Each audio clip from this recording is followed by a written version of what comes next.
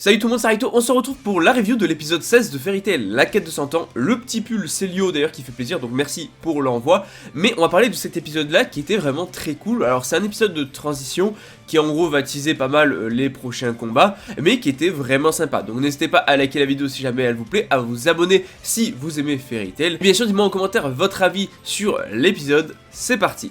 Alors déjà, comme j'ai dit, ça va être un épisode de transition. On commence l'épisode d'ailleurs avec une petite scène que j'ai trouvée assez drôle sur justement la sorcière blanche, enfin la mage blanche, parce que en fait, voilà, forcément, il a fallu qu'elle transporte tous les membres de la guilde jusqu'à Giltena, et donc on a le droit à une scène assez drôle où on va essayer de les transporter un par un, sauf que bah, ça va être assez compliqué de transporter Elfman et tout.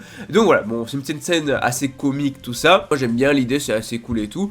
Maintenant on va passer aux choses sérieuses, c'est du coup l'épisode de transition qui tease en fait les futurs combats, à savoir du coup les nouveaux antagonistes qu'ils vont devoir affronter, puisque Wolfen malheureusement bah, c'est fini pour lui, il va se retirer pour la simple et bonne raison que Natsu a réussi à contrecarrer du coup son pouvoir, à le retourner contre lui, parce qu'il va utiliser Zélef, et donc forcément comme Wolfen il veut protéger Aldron, et forcément en fait la malédiction d'Anxeram tue tout ce qui est précieux, tout ce qu'ils veulent protéger, tout ce qu'ils aiment. Donc en soi, la malédiction d'Anxeram va commencer à attaquer Aldron, et donc forcément Wolfen va devoir se retirer pour annuler ça. Et là vont venir du coup les nouveaux antagonistes. Alors il y en a plusieurs, antagonistes, c'est plusieurs, enfin ils s'appellent les God Seeds, et donc du coup il y a Aldron qui est forcément la représentation, le cerveau entre guillemets du dragon géant Aldron qui va affronter Natsu.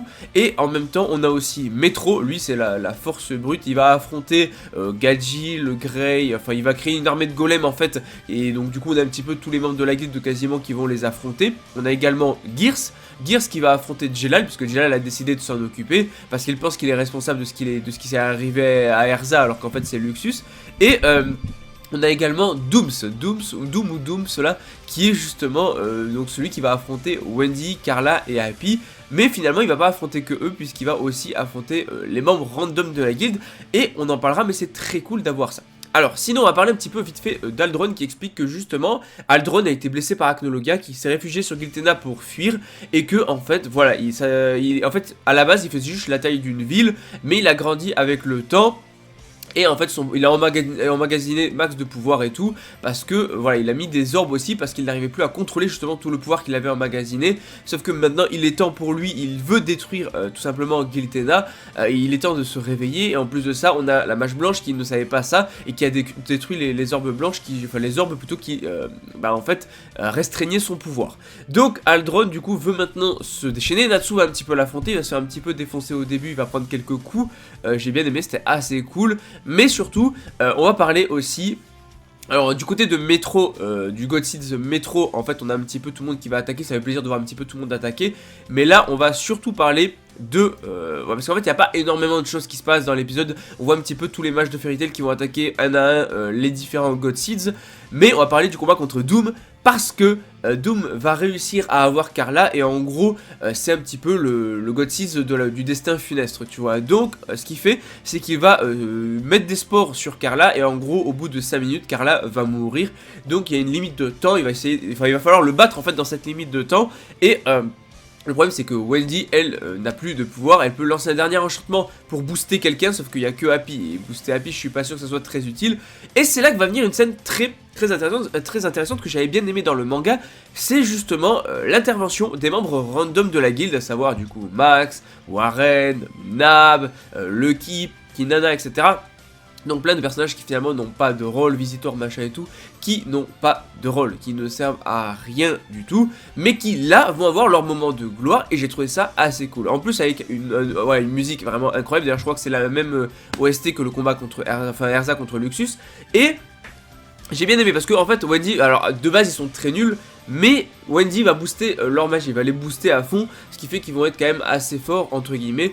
Et malgré alors c'est très cool, on les voit tous lancer des attaques et tout, j'aime bien, chacun son tour va lancer une attaque, ça permet de mettre chaque membre random finalement de la guilde en avant. Et je trouve qu'avoir un épisode où justement un combat, on a les membres qui servent à rien, qu'on ne voit jamais combattre, je trouve ça cool. Moi je trouve l'idée vraiment sympa, je trouve que c'est une bonne idée d'avoir fait ça. c'est pas un combat de fou, mais ça reste des personnages random. Mais surtout, ce que j'ai adoré, c'est Max. Alors, on sait que Max utilise du sable. On sait que Max, bah, il est loin d'être faible. Il est loin d'être faible parce que... Bon, enfin, si, enfin, il est faible à côté des autres. Mais je veux dire, parmi tous les randoms, Max, c'est le plus fort. Je rappelle qu'il avait fait galérer Natsu quand ils étaient revenus de l'île Tenro.